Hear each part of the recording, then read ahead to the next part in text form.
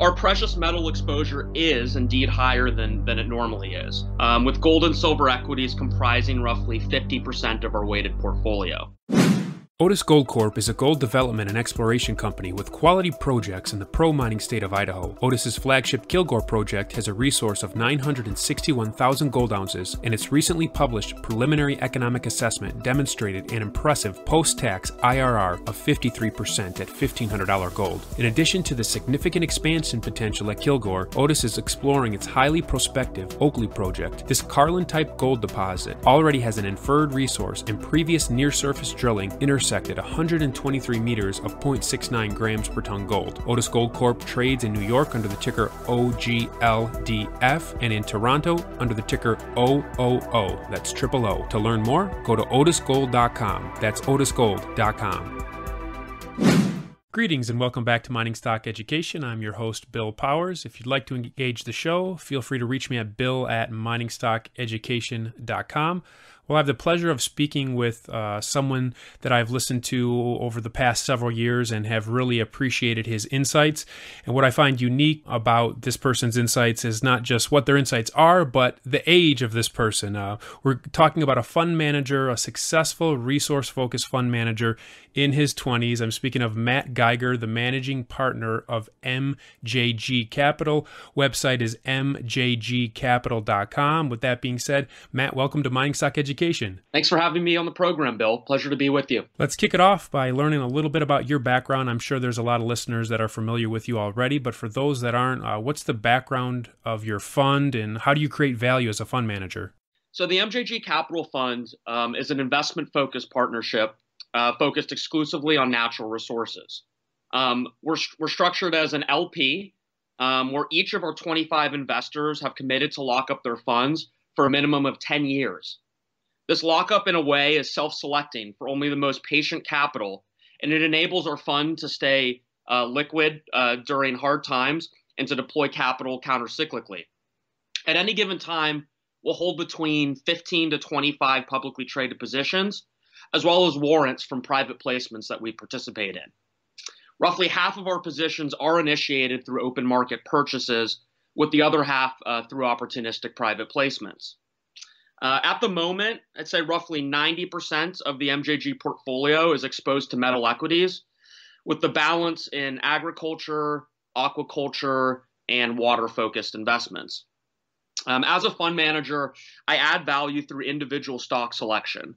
There are almost 3,000 junior mining companies listed in Canada and Australia alone, and my job as managing partner is to select the top 1% of opportunities out there, whether it's through open market purchases or through private placement deals. So, Matt, you're from California, Silicon Valley. Why are you in mining and not tech? Well, that's a question I get a lot. And unfortunately, I don't have a very concise answer for you. I would say there's really three factors that led me to the space originally. The first was this intuitive sense I've had since a young age that mining and basic materials would be a great profession to be involved with over the course of my lifetime. And this is due to exponentially rising global population on one hand, and then exponentially growing consumption on a per-person basis on the other hand. Now, don't get me wrong, and my viewpoints change on this somewhat. I'm not anticipating an apocalyptic scenario in the next 10 years where we run out of copper or oil or phosphate for our fertilizers. That said, I do feel that as a society, we deeply underappreciate the significance of exponential growth in a world where there's a finite number of resources.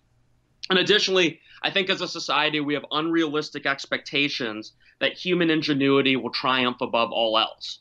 So I do think that there will be a rude awakening later in my lifetime, particularly for the millennial generation, which I belong to, which couldn't care less where the metals that they consume come from or where the food and vegetables that they consume are grown. So I think this is something that will gain prevalence over my lifetime and gain recognition. And then the second reason has more to do with my contrarian instincts. In Silicon Valley, as you can imagine, natural resource extraction is looked down upon as a dirty and stodgy and old-fashioned industry. This, of course, is ignorant because the inventions that we're proud of in the Bay Area be it smartphones or electric car developments or more efficient photovoltaic solar panels. These, of course, would not be possible without the dozens of metals that are being pulled out of the ground across the world each day. So this major disconnect, as well as the generational gap which exists in the mining industry, appeal to my contrarian tendencies. I think I can stand out as a young fund manager in this field. And then finally, I've also had this long-held belief that the average investor is far too sensitive to both volatility and cyclicality. This is why mining, which is perhaps the most volatile and cyclical industry in the entire world, aside from perhaps shipping, appeals to me as an investor. Well, it does take the right temperament and the right personality.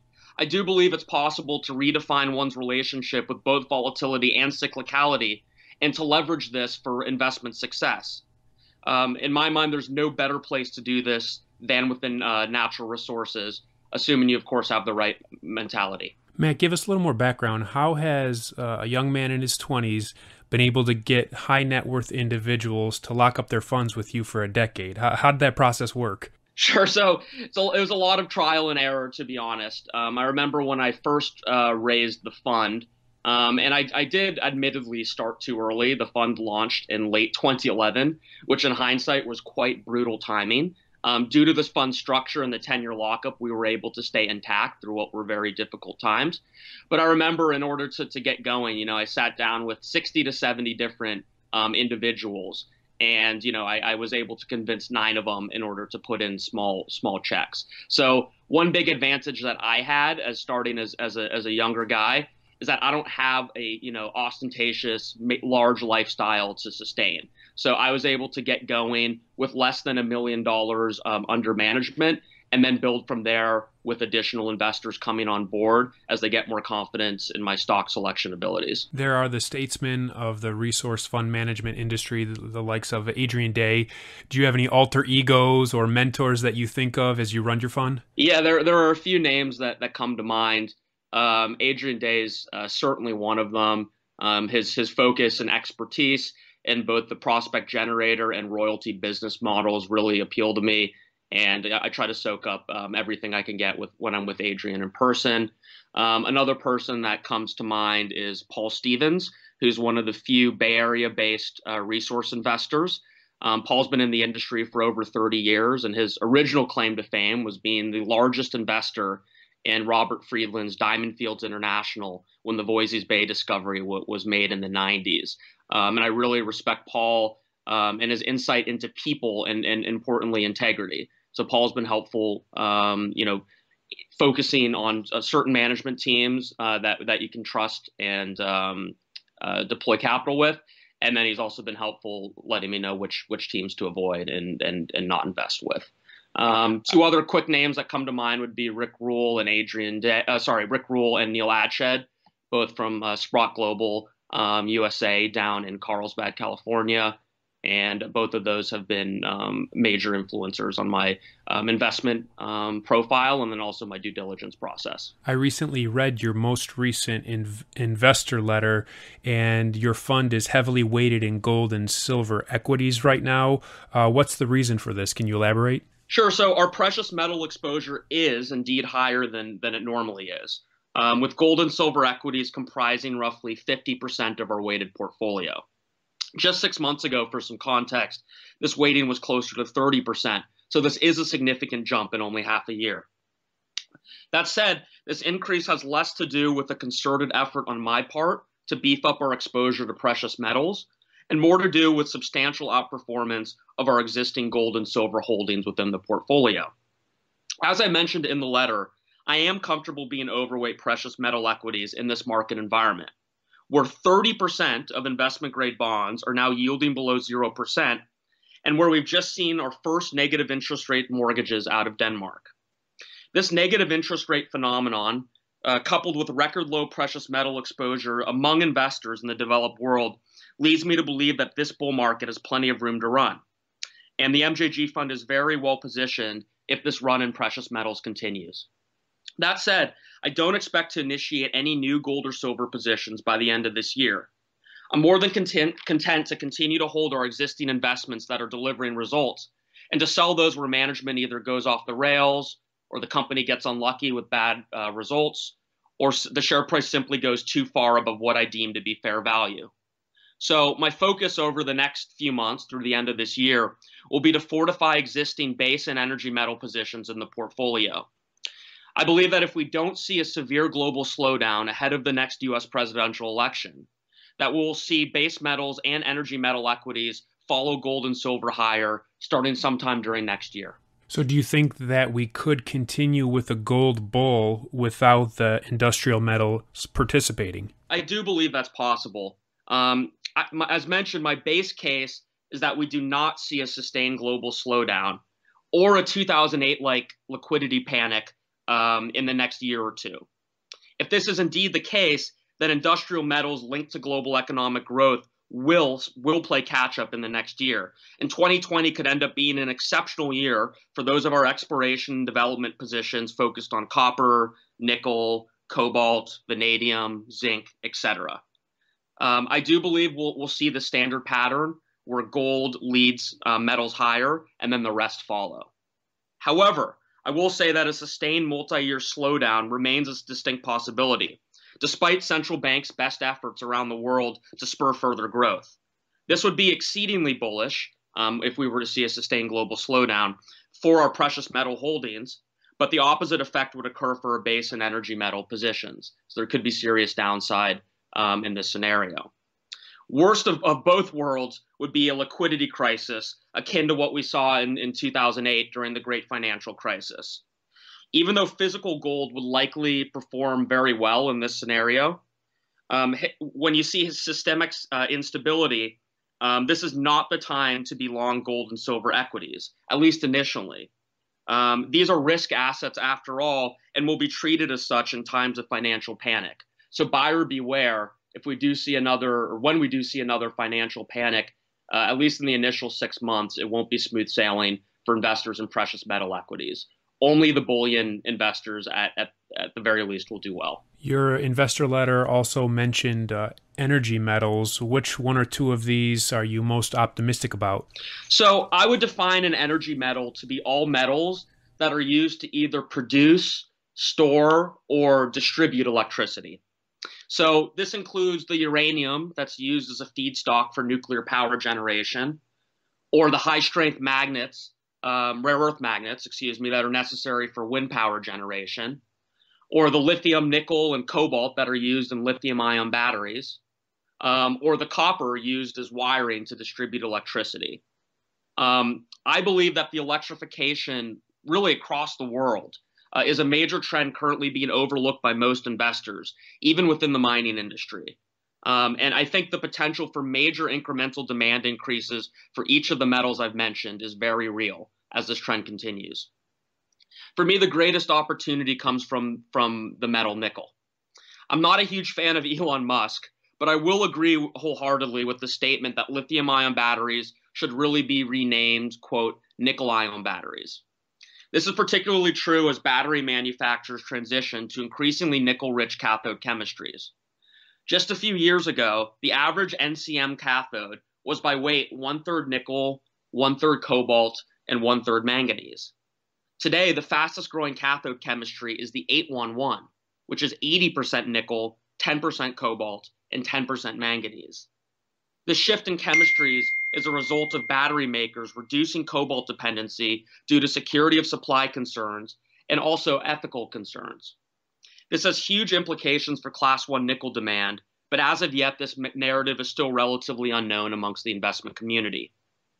In the MJG fund, we have 3 nickel-focused holdings in the portfolio, 2 of which, Ardea Resources and Sama Resources, I wrote about in the fund's most recent investor letter. Depending on one's risk tolerance, I would suggest that there are 3 ways to intelligently position oneself's portfolio in nickel. The first is through high-quality producers of nickel sulfide, like ASX-listed Western areas. The second is through promising nickel sulfide explorers and developers, like Sama on the Ivory Coast or Talon Metals in Minnesota. And finally, I think that well-capitalized owners of large laterite resources in hospitable jurisdictions, aka the optionality plays, such as Cleantech and Ardea, are poised to do well in the years ahead. These names I've just mentioned are, of course, not recommendations, and instead should be viewed as examples of the kind of nickel companies I'm looking at through this framework. Trilogy Metals is a world-class developer in Alaska's Ambler mining district. The company already possesses 8 billion pounds of high-grade copper, 3 billion pounds of zinc, over 1 million gold equivalent ounces, and over 77 million pounds of cobalt. Trilogy's Arctic project boasts an after-tax net present value of $1.4 billion, with a 33% internal rate of return. Trilogy is led by an experienced management team with proven success in discovering and developing projects in Alaska. The company is well capitalized, has no debt, and possesses strong institutional support. Trilogy trades in New York and Toronto under the ticker TMQ. To learn more, go to trilogymetals.com. That's trilogymetals.com. So Rick Rule and Adrian Day, two of the people that you look up to as a fund manager, they both really like the prospect generator model. What's your thoughts on this model of business? I see that your fund is heavily invested in prospect generators. Absolutely. So about a quarter of our portfolio is exposed to the prospect generation business model on a weighted basis.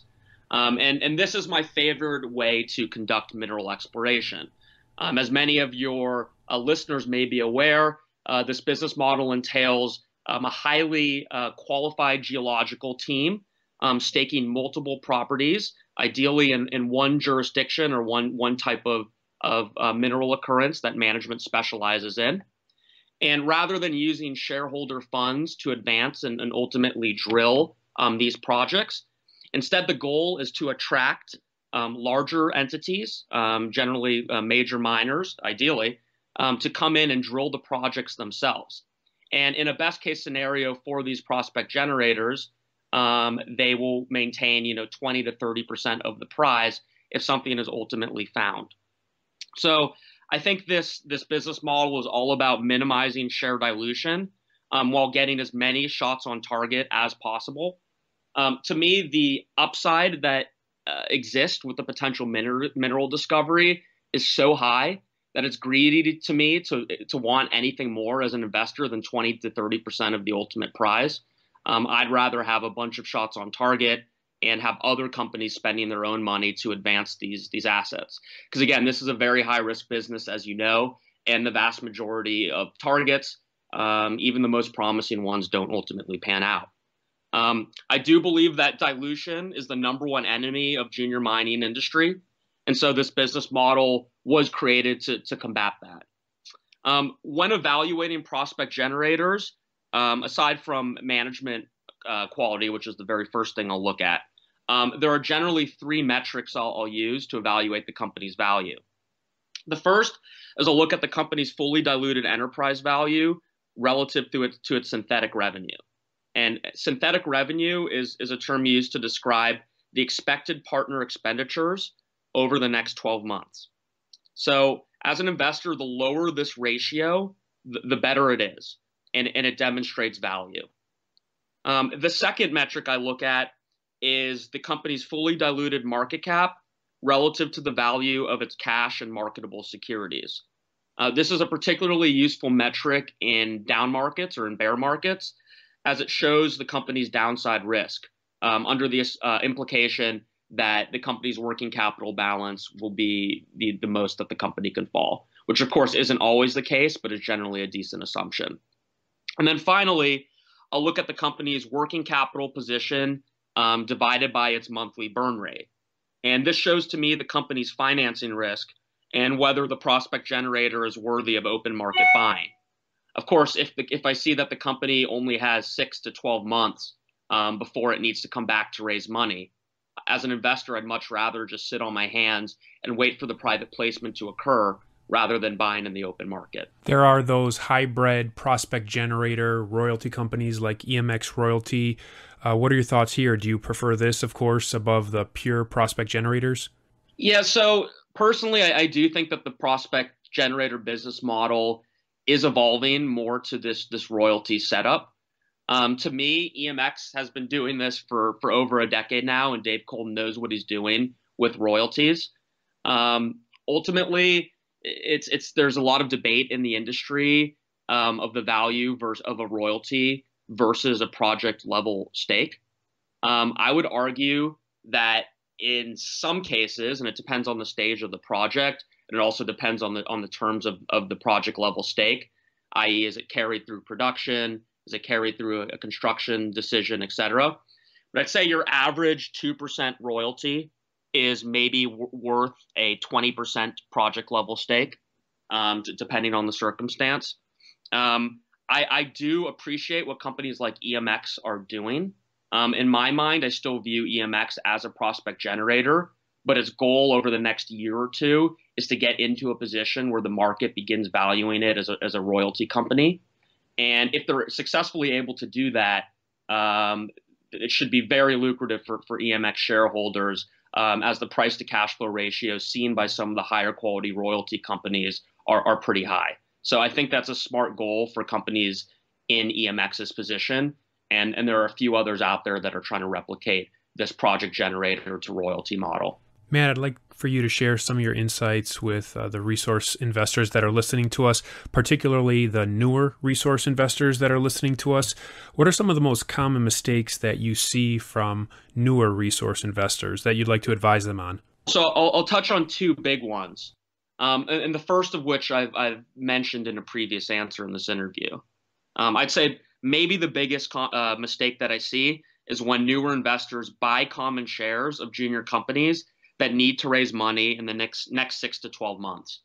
While it can be really tempting to sometimes get involved with these stories, particularly if there's a big catalyst occurring in the meantime, I think over a career as a junior resource investor, it is a good practice to always sit on your hands and wait for the private placements, which often include warrants. So, I would say from an investment perspective, really, unless the company has over 12 months of runway, I'd go that far. I'd rather just not buy on the open market, evaluate the private placement when it comes. And if you like the terms as an investor, then go for it then. Otherwise, just pass on the opportunity. And I think for your listeners that aren't able to participate in private placements, that's fine. That just means that those investors need to avoid companies that are perpetually coming back to market entirely. And for those investors, they should be even more extreme and focus on the juniors, and there aren't many of them out there, but there are juniors that have healthy cash positions of $8, $10, $15 million in the bank and runways of 18 to 24 months before having to worry about a capital raise. So if any of your listeners can't participate in private placements, they should focus their investment due diligence to companies that fall into that category. And then I'd say the second piece of advice is similar. And this is not to buy common shares of companies within 4 months of having to raise a placement, or within 4 months of the company having raised a placement, especially when this placement includes warrants. These investors need to wait for the 4-month hold period to end and for the warrant clippers to exit the story. Because generally, if there are warrants included in the placement, you will have a certain type of investor that 4 months and 1 day after the placement occurs will sell their initial position and keep the warrants for upside. I will throw in there that we don't participate in this type of warrant clipping behavior. I think over the short term, it's a good way to make money. But if you plan to be in this space for a long time and that's your pattern of action, then you'll eventually be placed out of the very best deals because companies don't want these types of investors in the deals. But I digress. As a retail investor, if you've seen a company raise money, do not buy common shares no matter what for at least 4 months. Wait for that hold period to lift. There will likely be weakness at that time, and then you can enter the story. I know it can be really tempting to chase that latest Eric Sprott investment, but again, I'd wait to do so after the 4-month hold lifts, if at all. What are your general thoughts when it comes to management compensation for junior mining companies, and how can that compensation package increase from like a pre-discovery explorer to a late-stage development company? Yeah, so it's hard to give an exact answer for this. I would say in general, and these are rough numbers, I want to see the prospect generators and the single asset explorers in our portfolio burning less than 125,000 Canadian on a monthly basis, and hopefully sub 100,000 Canadian. That to me shows that management's being disciplined with shareholder dollars and putting money into the ground. And I hope for all of our companies, at least 80% of the money raised ultimately makes it into either drilling or economic studies or permitting or what have you, versus G&A and marketing expenses. I think for the development stage companies, those that have already made a discovery and are advancing the project through the mineral exploration curve towards production, I'd want to see a monthly overhead of less than 200,000 Canadian per month. And then on the production front, in terms of producing companies and royalty companies, obviously there are big differences between single asset and multi-asset producers. But ideally, I'd want to see no more than 300,000 to 350,000 Canadian per month in overhead. I'll also add in there, and this is one area of focus that Neil Adshed, as I mentioned earlier in this call, has been really drilling into, is the prevalence of change of control clauses that have sprouted up amongst the North American mining industry. This is a sneaky way for management to increase their ultimate compensation, and it also misaligns management from shareholders, as they are incentivized to, in some cases, get an acquisition at all costs, regardless of the ultimate share price or value of that deal. And so this is another, sneaky thing that investors should look at when they're analyzing the overall compensation of a given company. Yeah, and we on this podcast, I spoke with Will Thompson, Battery Metals fund manager, and we talked about the Cobalt 27 deal and how the management is going to make millions off of selling the company, even though the share price has been performing terribly over the last year. And so the lower the share price goes, the lower the valuation of the company goes, possibly the more likely it is to find a buyer. So in that sense, if the management is looking for a windfall through these change of control clauses, then like you said, their incentives are not lined up with the shareholders. Yeah, they're truly incentivized to drive down the price of the company, because the cheaper the company gets, assuming that there is real value there, the more likely that a bigger party comes in and ultimately buys them out.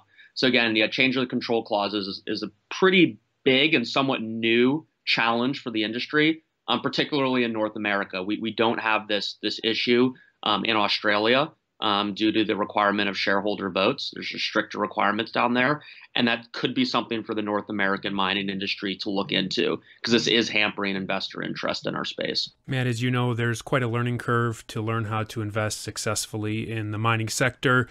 Not only do you need to read the technical books, but it's good to read those biographies and those stories that can inspire and teach. Are there any mining-related biographies that you'd like to recommend to my listeners? Absolutely, yeah. I'll throw out a couple names for your listeners here. The first is The Bonanza King, which only came out last year in 2018. It's an amazing retelling of John Mackey's rag to riches story, thanks to the discovery of the Comstock lode mine outside of Virginia City, Nevada. The book provides great color on the histories of both California and Nevada, and also the development of modern-day San Francisco, which was ironically financed by the gold and silver that was pulled out of the Comstock lode. I find that ironic myself, living in San Francisco, and nowadays this is the furthest from a mining city as you can get. But that wasn't the case, just 130 years ago in the 60s, 70s, 80s, and 1890s. A couple other ones. No Guts, No Glory. This is a tougher one to find online, but I think there are still issues out. This chronicles the Lundin story that was started by the late Adolph Lundin and is now carried on by his son Lucas. I also really enjoyed the Big Score, which is about Robert Friedland's discovery of Voisey's Bay through Diamond Fields International, and then the subsequent $4.5 billion takeout by Inco.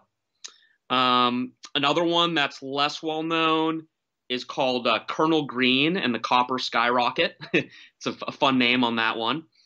This is the story about William Green, who was a forgotten copper baron from the early 1900s.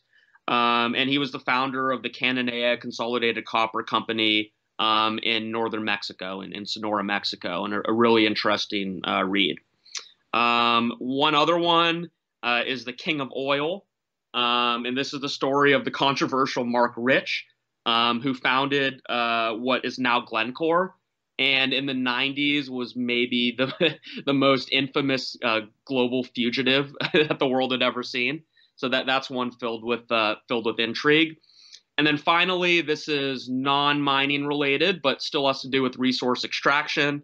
The book is King of California, and it's the story behind the J.G. Boswell Company, which is the secret California farming empire, which is the largest owner of private water rights in the state, and actually the largest producer of cotton in the entire United States.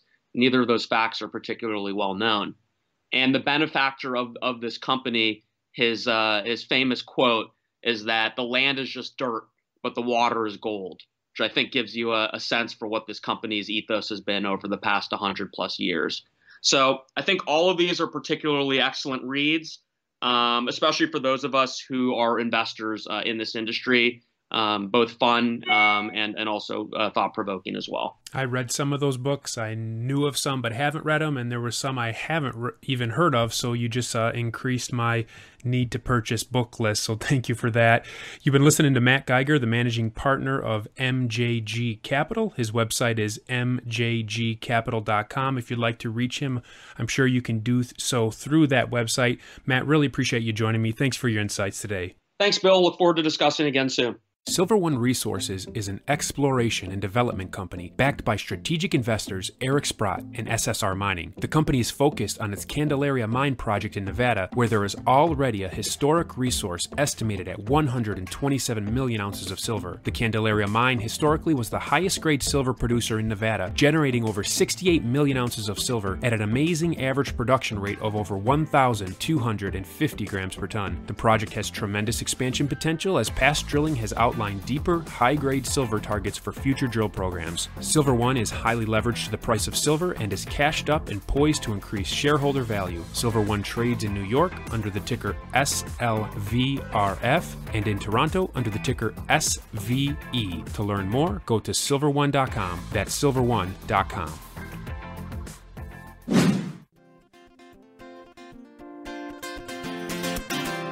Thank you for listening to this Mining Stock Education podcast. Please subscribe and share with like-minded investors. Visit us on the web at MiningStockEducation.com for more resources on precious metals and natural resource investing. At our website, you can also sign up for our free newsletter for interview transcripts, stock picks, and more.